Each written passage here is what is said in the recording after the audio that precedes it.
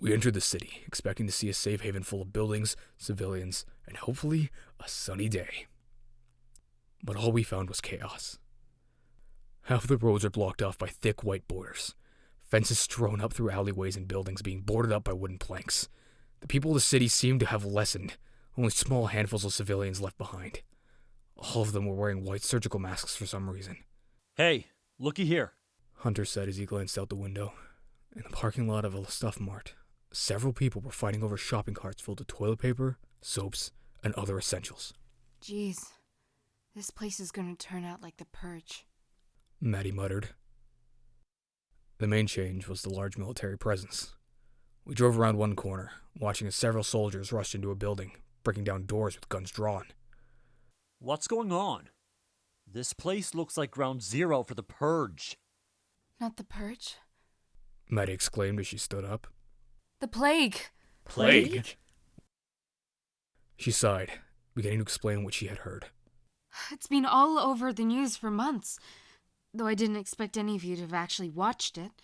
You know, last September, an illness began to spread across a local community, and then suddenly that illness popped up somewhere else.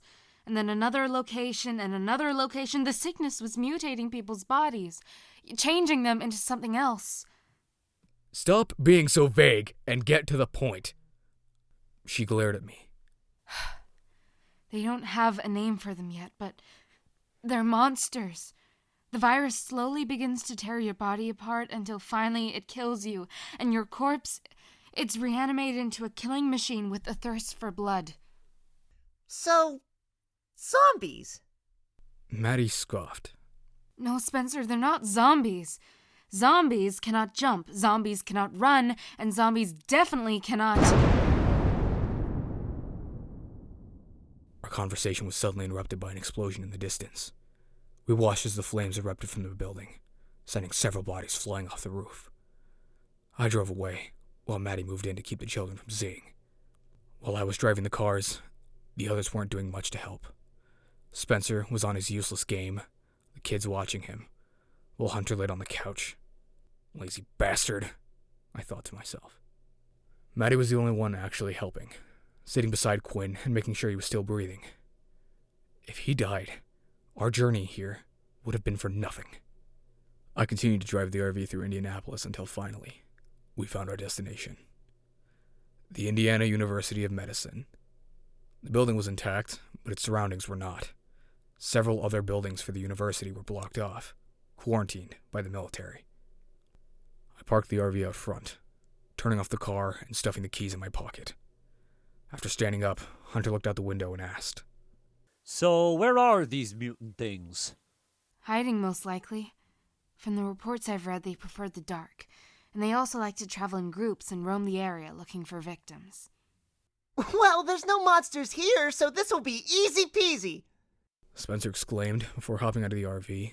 He didn't even take 2 steps before tripping over a rusty can, nearly face-planting on the concrete. I smirked as I walked past him, hearing Hunter help him up behind me. Hunter then walked back inside, stuffing one of Luis's machetes in his vest, slinging the gun bag over his shoulder, and then helping Maddie carry Quinn's body. Here's the plan. I'll figure out which dorm number she's staying in. You two sit tight with the kids and make sure to keep his body out of sight. Out of sight?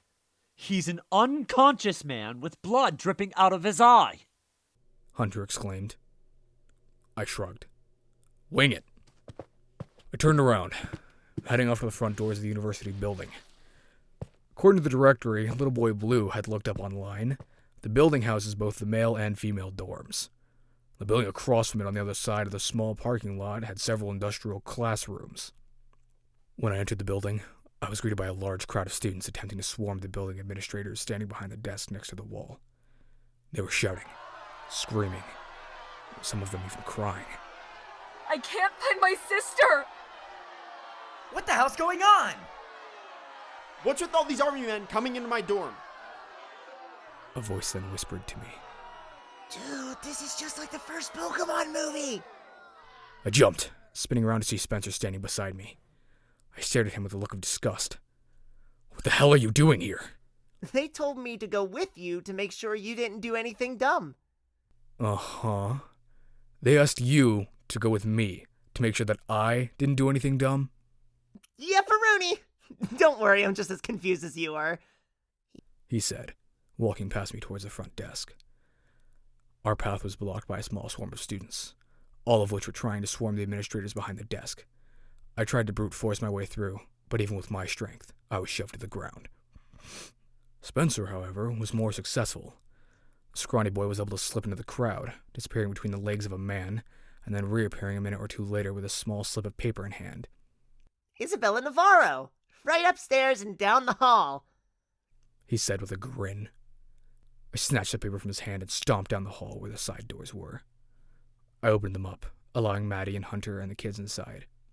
Why'd you put your sun hat on Quinn's head?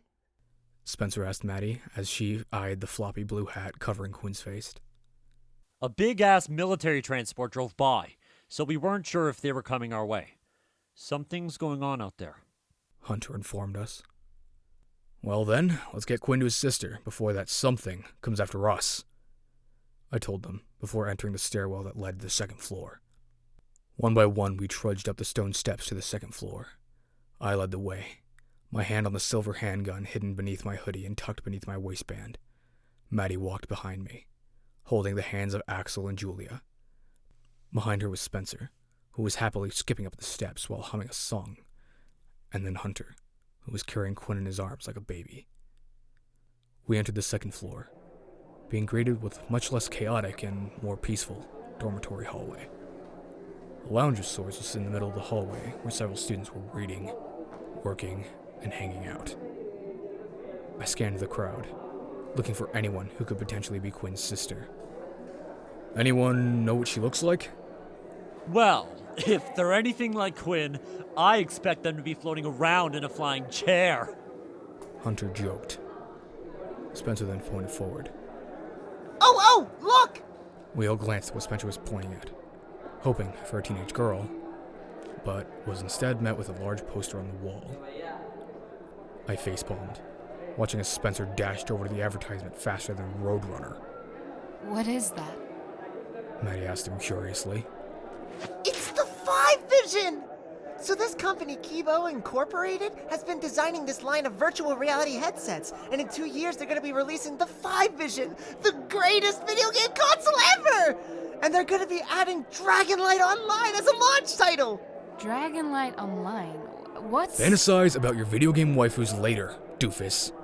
Let's make sure Quinn doesn't bleed out before that. I continued down the hall, a small piece of paper in hand, until I finally found the matching door.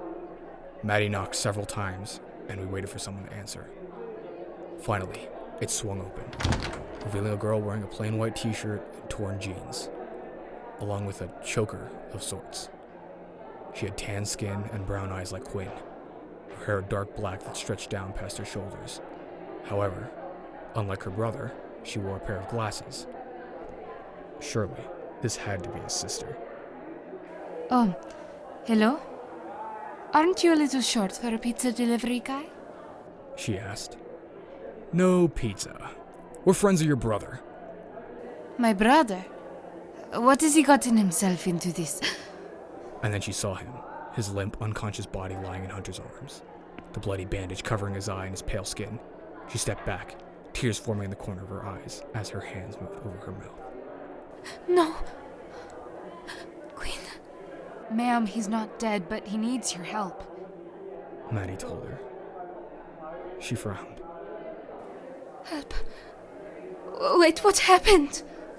There was a shooting, and Quinn was hit with a crossbow bolt, and he needs medical attention. Please, can you let us inside? Isabella nodded silently, closing the door behind us. I grabbed Spencer and yanked him inside as she locked the door and gestured for them to lay her down on the bed. Hunter dropped Quinn's body on the bed, and her sister rushed to his aid, grabbing his hand tightly and checking his pulse. He's alive. But barely. He needs medical attention immediately. She told us. So can you help him? She nodded. Yes, but only with the proper supplies. I have some stuff here, but I need a medical kit from the surgical operating room. Where is it? I'll go and get it. Downstairs, through the hallway, leading to the building next door. I nodded, turning around to leave. But before I could, Hunter grabbed my shoulder. You're not going alone. Not with all this stuff going on. That's fine, I answered, walking through the door with Hunter behind me. What I was not fine with was Spencer coming as well, the young boy rushing through the door behind us with his blue Game Buddy in hand. Maddie, keep him safe, I shouted down the hallway. We'll be back soon, You better be. she shouted back. The three of us marched our way downstairs, moving through the hallway with ease. The lights were off, the doors leading outside were locked. I frowned, feeling a suspicious vibe by all of this. I stepped over a pile of books after turning the corner and eyed several doors down the hall. The classrooms. I bolted down the hallway, stopping by the first doorway and reading the room number. I then turned to the two and asked, "Can you match the room numbers to labels?" Sure. If I could just find the directory online, then I can... Before he could power it on, I slapped it out of his hands, the device clattering on the floor. Spencer groaned, staring up at me. Oh, what was that for? Do you not remember our conversation last night? The police are after us, which means they're probably tracking our phones. We can't use any of our devices without risking them finding us. He frowned, realizing he was indeed wrong. Had I waited another few seconds, that ping would have told the police right where we were. The only device we have that's safe is your laptop, right? Hunter asked. Spencer nodded. Yep. Courtesy of the anonymous forums. I have about 500,000 different programs on there that'll send anyone looking for us bouncing across the world.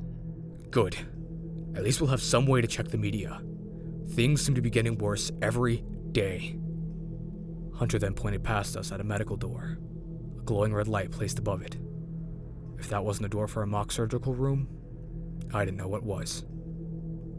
The three of us approached the door, and Hunter moved his hand onto the handle, trying to pull it open. No luck. The door was locked. Damn it! Alright, you two keep watch. I'll get this thing open. Hunter said as he pulled out a small set of metal tools from his wallet. He knelt down and began picking the lock while I looked down the left hall. It was completely barren of both people and light. It seemed like the power had shut down here and the classes had closed down as well. No students, no teachers. It just seemed abandoned. Behind me, Spencer took notice of something moving down another hallway. He frowned, stepping down from the hallway towards the shadow. The human-like figure was knelt down over something on the ground, doing something that he couldn't see through the darkness. "Spencer, hey, get over here," I called to him. He shook his head. Hold on, there's someone here. Hey, are you hurt? Spencer froze as the shadow turned its head, shifting to the light streaming through the gap of the boarded-up windows. The woman's skin was a pale gray, a faint glow shining out from the distant veins of her arm. She was breathing heavily, sharp fangs extending from her mouth and blood trickling down her face to the floor. And then her eyes, blank and soulless, with not a hint of humanity left inside. Just blood-filled pupils with a thick red liquid streaking down their cheeks. Spencer! Hunter asked as he turned his attention away from the door. Spencer, get back! He looked at Hunter, confused until he looked back to see the creature stand up, eyeing him closely. It then let out a screech before darting forward, raising its claws to cut him down. I reached for my gun and shouted, "Spencer, get down!"